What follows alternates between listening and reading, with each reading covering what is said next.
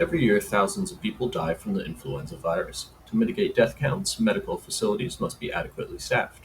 Medical staffing agencies are capable of providing staffing solutions to help these facilities with the flu season.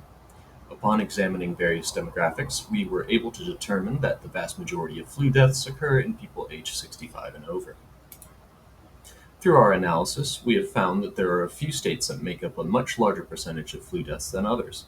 We can see that California has the most by far, however, it is important to also consider issues such as equity.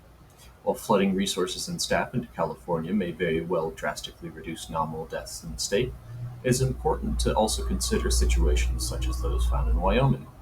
In Wyoming, we can see that the percentage of people aged 65 and over that die from the flu within the state is much greater than the average for every other state.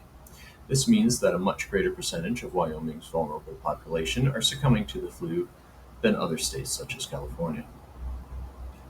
To determine when flu season begins, we look to the Center for Disease Control's Flu View map that visualizes flu cases by state and month. While the CDC asserts that flu season begins typically between October and November, we can see from the data that the 2016-2017 flu season began to see serious increases in cases in December 2016 and continued until as late as April 2017.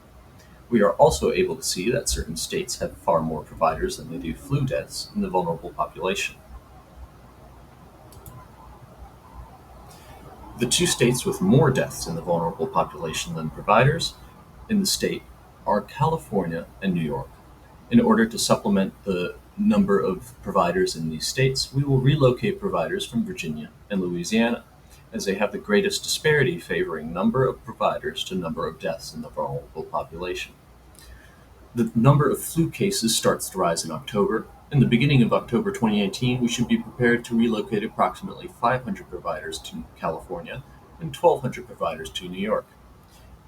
The providers moving to New York should be taken from Virginia's excess provider population and to California from Louisiana. In fact, these states have so many extra providers that they will act as useful staff distribution centers for their respective regions should there be any unforeseen increases in the number of cases each state sees in the flu season.